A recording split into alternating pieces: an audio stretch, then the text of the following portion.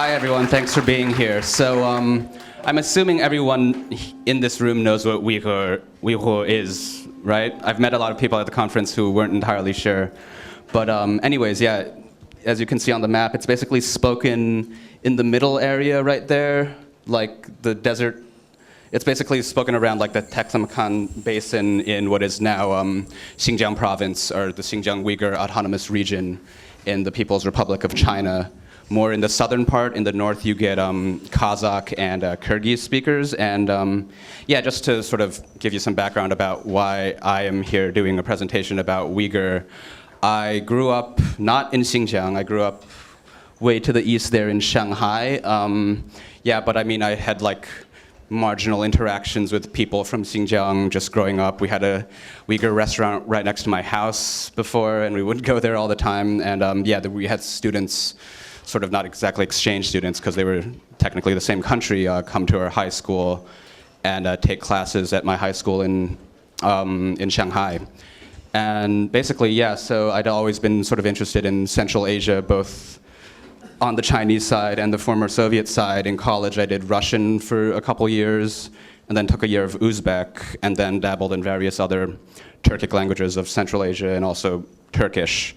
So I've been on and off studying Uyghur for, I'd say, 5-6 years at this point. I wouldn't necessarily say I'm fluent, mostly because I don't get all that much conversation practice, but I read it pretty well. Knowing related languages helps a lot on that front. And I guess to get started, sort of as an introduction to the history of the language, I will go through some of the different scripts that Uyghur is written in or has been written in the past. It's currently written in Arabic script, and we'll build up to that shortly. So first off, we have, this is the oldest script that's referred to as Uyghur. Whether or not it's actually related to modern Uyghur is kind of controversial. I think the mainstream Western academic view is that what's called Old Uyghur, which is slightly more recent than what's called Old Turkic, is not the direct ancestor of what we call Uyghur now in Xinjiang. The actual descendant of Old Uyghur is a language called Western Uyghur. It's spoken also in China, but like somewhere further east in a place, like somewhere in Gansu province, I believe. But anyways, as you can tell from the script, it's a vertical script. It's closely related to the Mongolian and Manchu scripts. Ultimately, I think it traces its origins back to Aramaic scripts of various types. It sort of came to Central Asia with Nestorianism and Manichaeanism. And yeah, this specific sample right here comes from, it's a contract. It's like some sort of like debt contract thing where a guy says like, I am responsible from this day onwards to any tax money, or things like that. And it was collected, the specific document was collected by a Finnish/Russian/Swedish baron called Carl Gustaf Mannerheim when he went on an expedition through Chinese Central Asia shortly after the Russo-Japanese War, so like 1910-ish. And yeah, this is the script, which I cannot read. Haven't really tried to learn it, and the romanization there. It's vaguely familiar. If you know Turkish or any other Turkic language, it'll look kind of familiar. There's one word in there you might recognize. If you know Russian, is Khitai, which is China in modern Russian, and it was the same word that was used. It's still used in various Turkic languages to this day. Moving maybe 500 years further down the line, this is now Uyghur, the common ancestor of Uyghur and Uzbek, really. It's called by various names, including Chagatai. And this is, so the previous text that we looked at, it's sort of basically, this was like pre-Islamic, like back, the speakers of Old Uyghur, they were mostly maybe Buddhists or Manichaean. And here you have a text, this is from, this specific copy was published in the Russian Empire in Kazan in 18-something, but it's from the Baburnama, which, if you might know from Indian history, is autobiography of the first Mughal emperor, Babur. And this is like the intro to it. You can see a few words. The first word there, Tengri, is like the old word for the Turkic God, basically. But the next word right there is Ta'ala, which is Arabic, so like the supreme God. Tengri Ta'ala Ning, and then that's like a suffix from Turkish. It's just like basically a generic like intro line, like by the grace of God, blah, blah, blah, I became sultan in a certain year. Starting on the fourth line, it's like Fergana Vilayet Beshinji. Anyways, this is not quite Uyghur yet. This is the common ancestor, as I mentioned, of Uzbek and Uyghur. It's sort of split off into two separate branches a bit further down the line. And this again is more recent. This is basically, if you know Uyghur, you'd be able to read this. This is from like 1878, published in Calcutta for some reason. I think the Brits helped collect a lot of these materials back in the day. And it would be like, Edi e padşahım ucat dep bir pare halk var. Unin halkı tilide Musulmandur. Dinda casusluk. It's just talking about like this ethnic group that lives in Xinjiang, who by language are Muslim, meaning which by language they are Turks, but by religion they are something else. It's talking about some old war that happened in like the 1800s in the region of Xinjiang. And so this is still Arabic script, but it's different from the Arabic script that is used now, as we'll touch on in a sec. This is also Uyghur, but this is in Cyrillic, which was used in Xinjiang and also in the Soviet Union for quite some time, I think, because there are Uyghur communities in Kazakhstan and Kyrgyzstan. So this is basically modern Uyghur, just written in Cyrillic script now. So like, Uighur tilideki Hansu tiliden izleşken sözler means words from Chinese that are used in Uyghur. I screenshotted this from a book I have that's about like Uyghur grammar, basically, and it was published in Alma-Ata in, Kazakhstan in the 60s, basically. So this is just like modern Uyghur. Başka hemme Türkiye tillerge nispeten Uyghur tilinin izgele has çongbere izgiçligi şunundan ibaret ki onun leksika terkibide Hansu. So Hansu is the Chinese word Hanzu for like Chinese.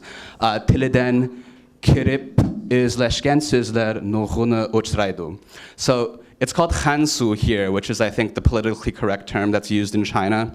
A lot of people will say Khitai for China still in Uyghur these days. And the name of the country also is officially Zhongguo in Uyghur. So the country is Zhongguo Halk Cumhuriyeti, like the People's Republic of China, but you'll hear Khitai in regular speech very often. It's the same origin as the Russian word. And this is modern Arabic script Uyghur.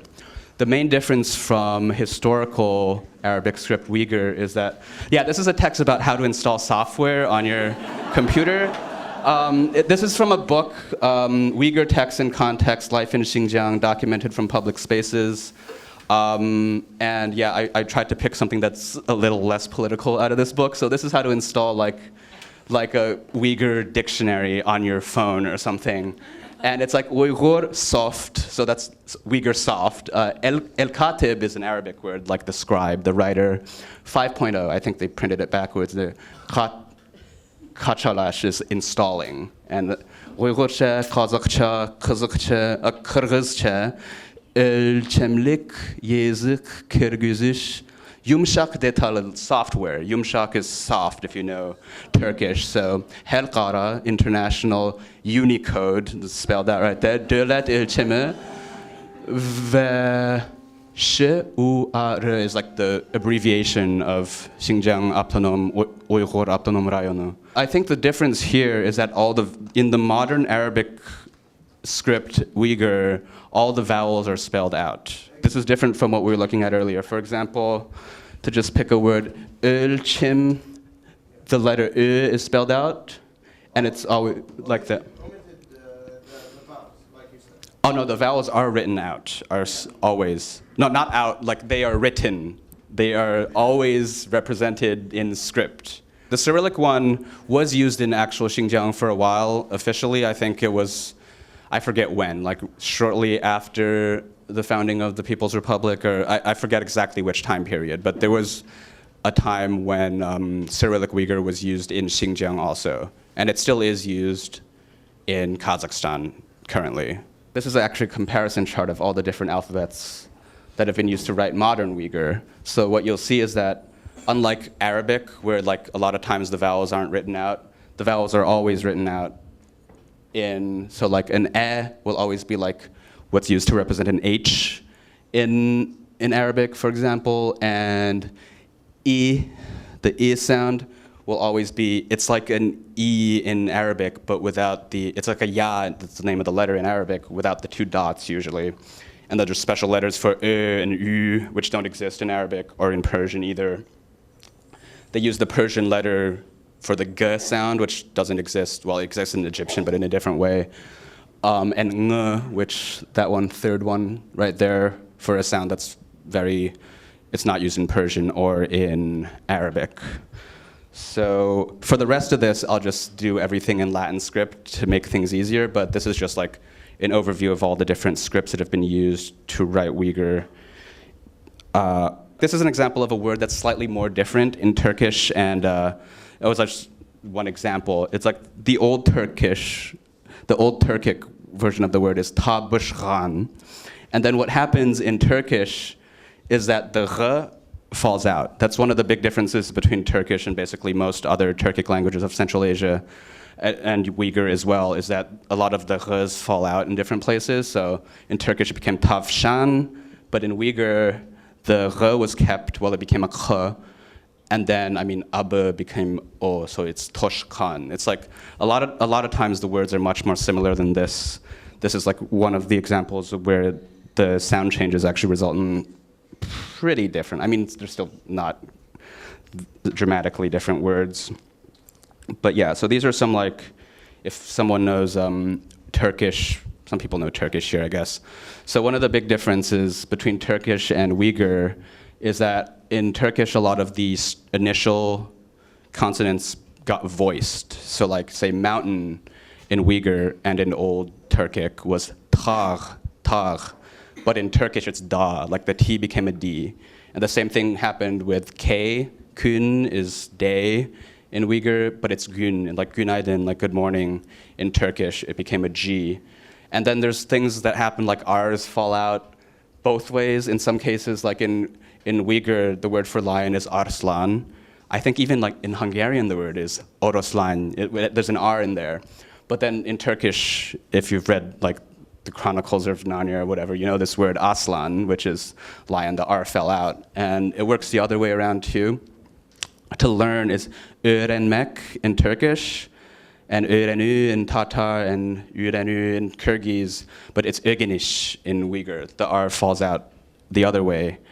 Another big difference is just, there's a lot of V's in Turkish that correspond with B in basically every other Turkic language, so as well as in Uyghur. So var, benim bir kitap var, I have a book, is bar, meaning bir kitap bar in Uyghur, basically.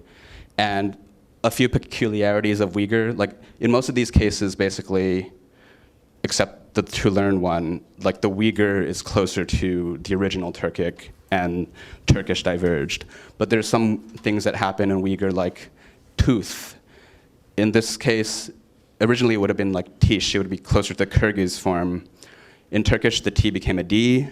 In Uyghur, the T actually became a ch in front of an E, so chish for tooth. And then one slightly more complicated one is ö in Proto-Turkic, I believe, became ev in Turkish, but it's preserved as ü or ö in most other Turkic languages. So like ev means house, and like other words like love is sevgi in Turkish, and it's söygü in Uyghur. Like the ev is preserved as a ö. So these are sort of just some of the sound correspondences. how it relates, how it fits in the big picture of the Turkic languages. And some other peculiarities of Uyghur that set it apart from other Turkic languages are the vowels can get reduced in a lot of situations. This isn't very common in most other Turkic languages. Like an a will always be an a, an e will always be an e. But for example, kitablar is books, but then it's kitabları. If you add the e, that means third person possessive, the a in front becomes an I also. So kitabları is his or her books. And başlaş is beginning.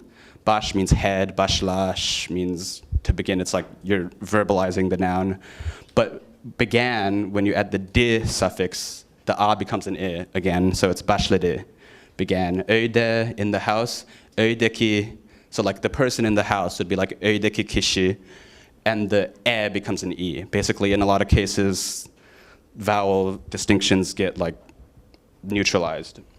And right, also unlike in Turkish where you have both like the I with a dot and the I without a dot, in Uyghur basically there's just one I. It's sort of like a shorter I, basically. And the other thing that happens in Uyghur that's pretty different from most other Turkic language, most other Central Asian Turkic languages is the vowels can get fronted, basically.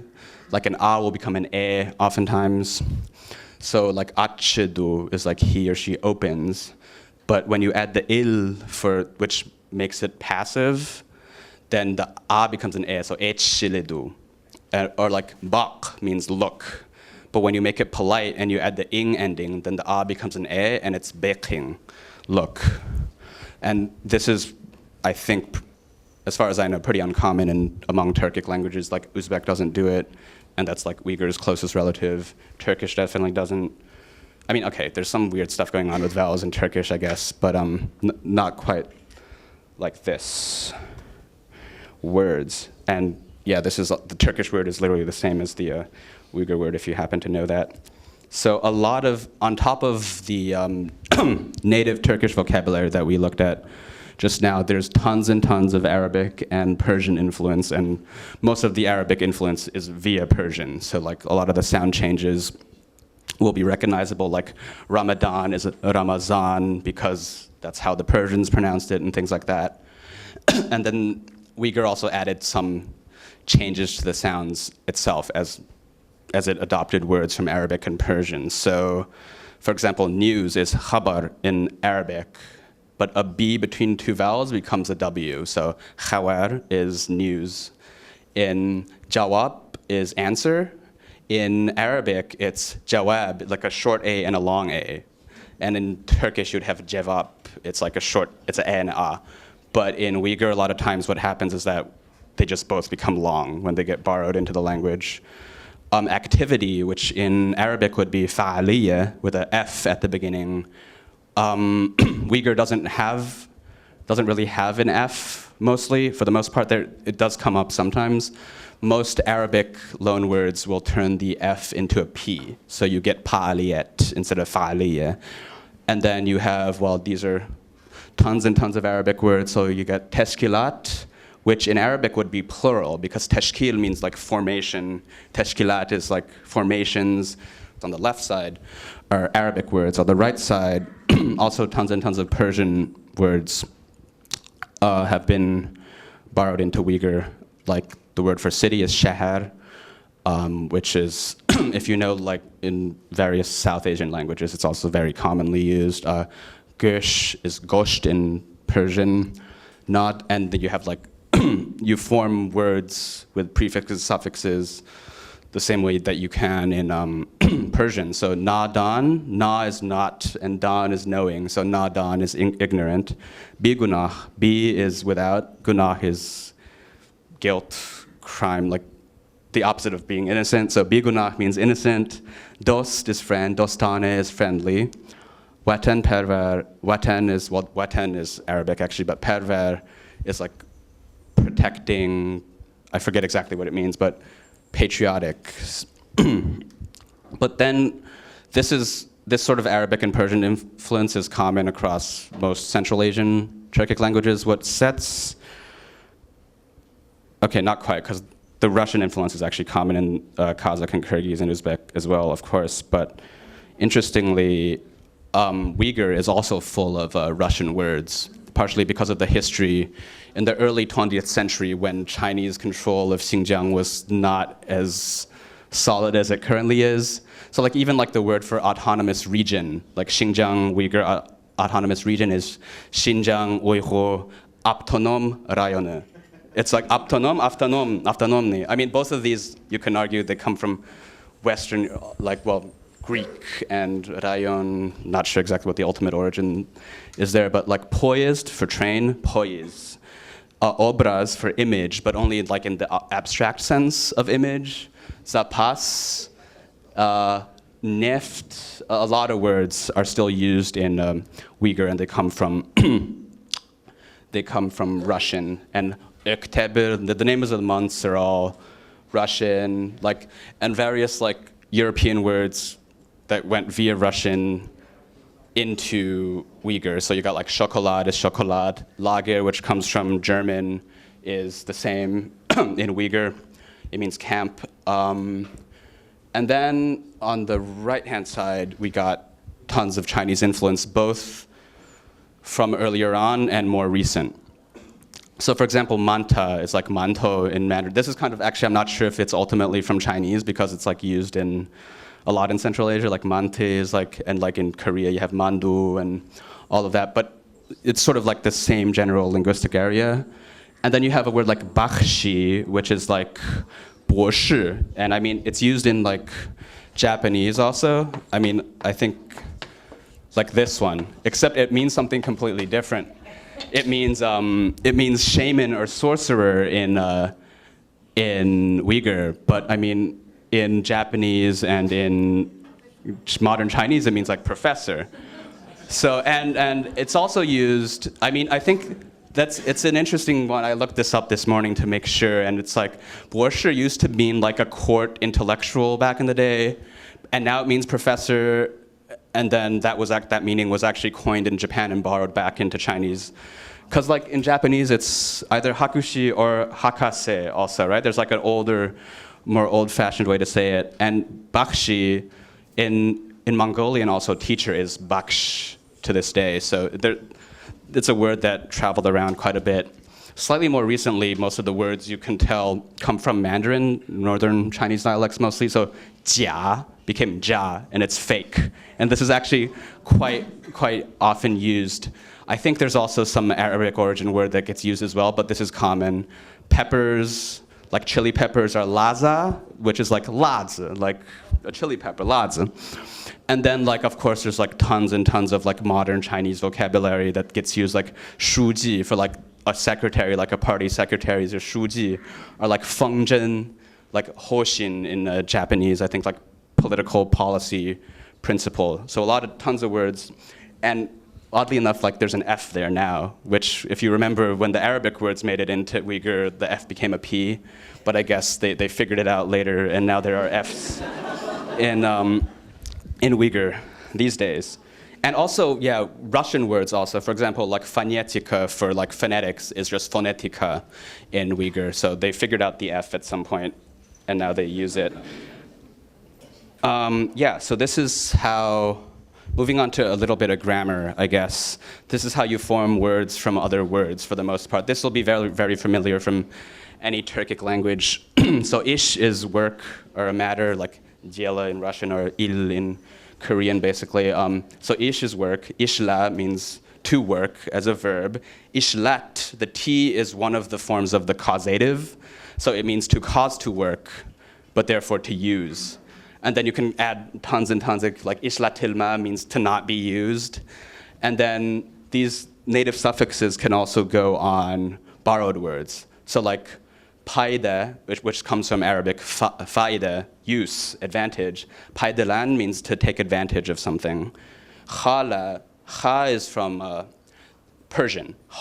Mihoham is I want. There should be an H there, but it fell off as a result of just phonetical changes. So khala means to want. And then like even like European words via Russian, like elektrlashtor means to electrify. Like when you're electrifying a village or something like that.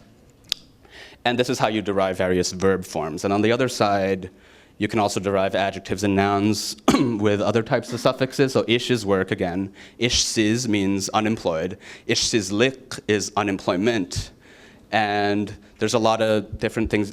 Ishlep chakarish is production, which is used a lot in texts you'll read about that come out of modern Xinjiang these days. So ishlep is like to work, and chakarish means to cause to come out. Like chak is to come out, and chakr is to cause to come out, and ish is like the infinitive ending.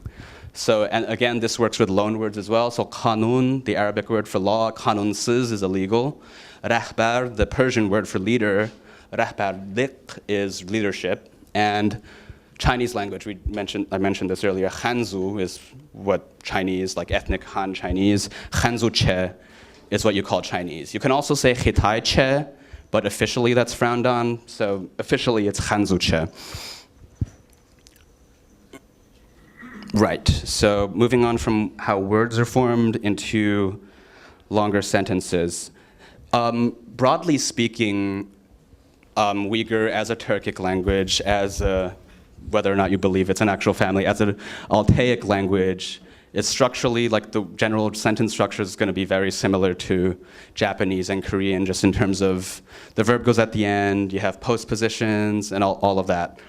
I mean, unlike Japanese and Korean, though, there is conjugation for different person and number. So this is only like, I think this is only like a tenth probably of all the possible like different tenses that you can have in Uyghur, because it's like Turkish, you have like evidentialness, where it's like, oh, it turns out that you are currently doing something or you did something, and then there's like a whole bunch of different forms like that. Yeah, the pronouns, just to go through real quick, men is me, sen is you, u is he, biz is we, siler is you plural, and ular is they. But siler, unlike in Turkish, if anyone here, a couple people here know Turkish, in Turkish sen, siz is both polite you and plural you, like in French, or like in Russian, vous, vous. But in Uyghur, there's actually a distinction. Siz is polite you, and siler is plural you, unpolite, not necessarily polite. Right, so kulaman, kul is to do, kulaman, kulasan, kuladu, which etymologically comes from dur, like to be, is in Turkic kulamiz. There's present tense, which etymologically the wat there comes from yat, means to lie down. So like kulawataman means I'm lying down and doing, and kulawatasan, kulawatadu. It's like how in Turkish, like yapı yorum, the yor originally meant to walk. So it's like I am walking and doing. And in Uyghur, it's I'm lying down and doing etymologically, but the meaning isn't there anymore. There's two past tenses, like one with a di ending and one with a khan ending, or a ka, depending on consonant harmony. One is like more, it's sort of perfective, imperfective, but not quite. There's like, khan also tends to be more in the past or something you didn't see yourself. And the de ending tends to be more immediate, like I saw this happened very recently, and meanings like that. Case endings, these are mostly familiar. If you know Turkish, these will be familiar, except that in Turkish, a lot of like the first consonant on a lot of these endings fell off, and in Uyghur, they're still there. So men, bu kitabni okuyman is I am reading this book. Kitab is book, like in Arabic. Kitabni is this book as the object of the sentence. But like a lot of, like Turkish, like Farsi, you don't have to have the accusative ending. It has a different meaning. Men kitab okuyman is like I am reading a book. I'm doing book reading, like indefinite sort of, men kitab okuyman. And then the possessive is ning. So ber tilning grammatikası is the grammar of a language, and grammatika is just a Russian word again. And it's distinguished from a construction like Urumqi şehri, the city of Urumqi. It's not the city that belongs to Urumqi, which is the capital of Xinjiang, but like the city which is Urumqi. So in this case, you don't put the ning ending on there. And then din is from, ra is to. There's a lot of different forms depending on the ending of the word. and vowel harmony. But biz sheherdin taglara barawatimiz, we are going from the city to the mountains. So the interesting thing with the from is that it's always din. It's never dan or den like it is in Turkish. And that's actually how it was in Old Turkic also. It was just always din, I believe. And this is where we get to the stuff. I took these examples from like a Chinese Uyghur grammar book that I studied the language with. So basically you can do, this is like very similar to like how in Japanese, like a book that was read. I'm not sure if you can actually, like Yonda Hon, like the book that I read. So kör is to see. Körgen kitab is a book that was read. And ukhle, so there's always the gen there, but then if you add other things in the middle, it can be past or present or future. So ukhlamak, ukhlash is to sleep. Ukhlewatkan, kızchak is the girl that is currently sleeping, in the process of sleeping. Neteiru onanoko, or something like that. And bar degan yer, a place that in the future you will go to, is the idi makes it future. So iku, I guess you can't. There's no real iku tokoro or something like that. Not quite, because there's not the future sense there. Oh, I guess Korean does have a future form, but whatever. So other things you can do. The previous slide was you take verbs and make them basically into adjectives. And here you can take, there's tons and tons of different types of verbal nouns. You can form nouns by adding different endings onto verbs. And yeah, so like not knowing that you are coming is just two words. The first of which is kelle deganlikenlar ne. So kel is to come, ideganlik is the fact that something is happening. Inglar is yours, and ne is the object. And bil meslik is not knowing. Bil is to know. Bil mez, you have to have the look there to make it a noun. Kille deganlikenlar ne bil meslik. Or Uyghur yakşı geniş için. So usually the infinitive is formed with an ish at the end, unlike in, say, Turkish, where it's a mek, and various other Turkic languages have other endings. Yengi kitab al-rum keledu. So the verb stem plus ru is like a noun that means like the desire to do something usually.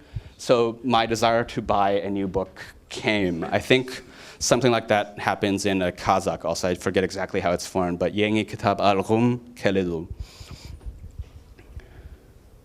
And then you can also form all sorts of adverbs from verbs also. So tamak pish is to cook. Tamak pish kuche. Kaytip kelime. So you got two adverbs here.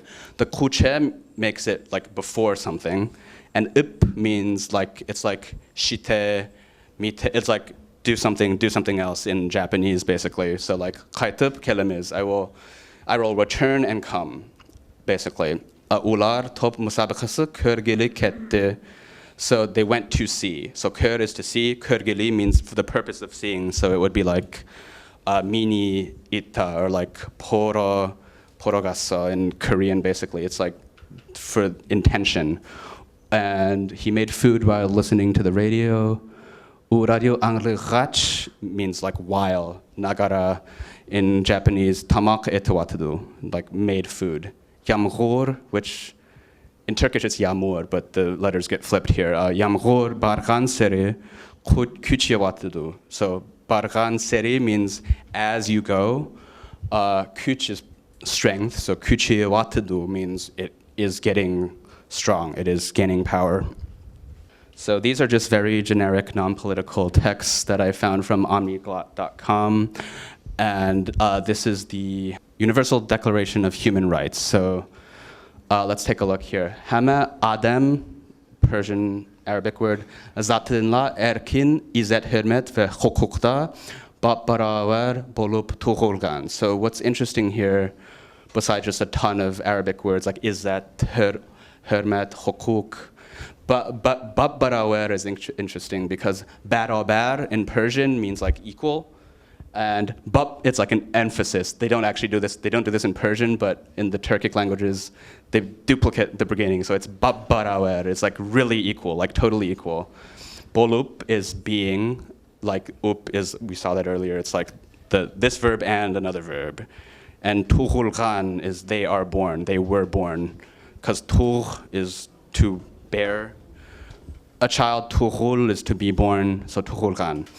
Ula erkilga ve vicdanга ige hem de birbirge kırındaşlık münasebetiga khas ruh bilen muamele kılışı kerek. So again, tons of Arabic words. Akil is akil, like mind, sense, basically. Wijdan is Persian, conscience. Birbirge, one to each other. Kerindash is like kardesh in Turkish. It's like womb buddy, basically. Is someone who shares a womb with you, like so brothers. Kerindashlik is like brotherhood. Munasewet is Arabic. Khas is Arabic. So it's like the construction is like in a spirit that is specific to brotherly relations, basically. Munasebe is like relationship. Bilen muamele, you don't have the ayn in Uyghur. Kılışı kerek. Kerek means necessary. So infinitive noun kılış kerek means doing this is necessary. Considering that most of these words, for these concepts that are arguably, I don't know, Western, the words that are being used are like Arabic origin words. That probably helps a bit with the comprehension, like munasibat, karindashlik, I mean, just from the form of the word, like brotherliness, or like, I think it should be comprehensible to the average, Uyghur speaker. Also, I mean, like, up until recently, basically, like, Uyghur language education was pretty common in Xinjiang, and people would go to school and learn via, like, the Chinese system. They would learn these concepts in some form. So, yeah, I'd say it's comprehensible. I guess that's one thing that's worth clarifying about the Arabic script that's used to write Uyghur right now is not the same, it's not used the same way as the Arabic script that was used to write Uyghur back in the day. Back in the day, if they wrote a word with Arabic origin, they would just write it the way it was written in Arabic, despite the fact that in Uyghur there's a lot of sounds that are from Arabic that are not used. For example, let me think of a word like government would be like, so, okay, this isn't the most relevant example linguistically, but so this is how it would be in Arabic, hukuma. Like the first u is a short u, so it's not written, and the long u is written out, and then it's like it becomes a t in some situations. So in modern Uyghur, first of all, modern Uyghur doesn't have a h sound that Arabic has. So when you write it out, you use just the letter for a regular h. And then because there's an ö here actually in the Uyghur pronunciation, so you would have he, ku, me, t. So basically it works the way the Roman script works, like each sign is one sound. Every single vowel gets a full letter, ö, u, e. So actually, I wouldn't necessarily think that someone who was educated in the modern Uyghur alphabet would be able to see this and know what this meant. I mean, obviously people are educated in like Arabic to some extent through religious institutions, at least traditionally. So yeah, I think in some ways this is sort of like, it's like halfway between just going straight to Latin and keeping the old Arabic script, because you keep the letters, but things are spelled significantly differently oftentimes. It's like basically if you took English and tried to write everything phonetically, that's sort of what happened here. Or you're still using the same letters as before, vaguely. You're adding a few new letters to represent new sounds. But yeah, this is phonetic, and this wouldn't be phonetic for Uyghur because some of the sounds that exist in Uyghur. Etymologically, the zh in like Kazakh comes from Old Turkic y. So like yash for like young is a jas in Kazakh, and it's yash in Uyghur. So like the zh that you see in Kazakh and Kyrgyz comes from an older y, which is what happened, whereas Uyghur preserved the old y, and Turkish also did. So that's sort of what happened there. It's not so much, it's not Chinese influence. Kazakh and Kyrgyz, like I think the geography of Central Asia is like Kazakh and Kyrgyz are like on top in the steppe areas, and then below that you have Uzbek and Uyghur sort of in like what was more traditionally this, where the Silk Road actually passed through. So like the Mongolian type influence would have come down from the north. And whereas, I mean, like before Uyghur was spoken in Xinjiang, back in the day, like Indo-European languages like Tocharian were spoken there. So, I mean, if I just had to like guess what's going on there, I'd say that's what's happening.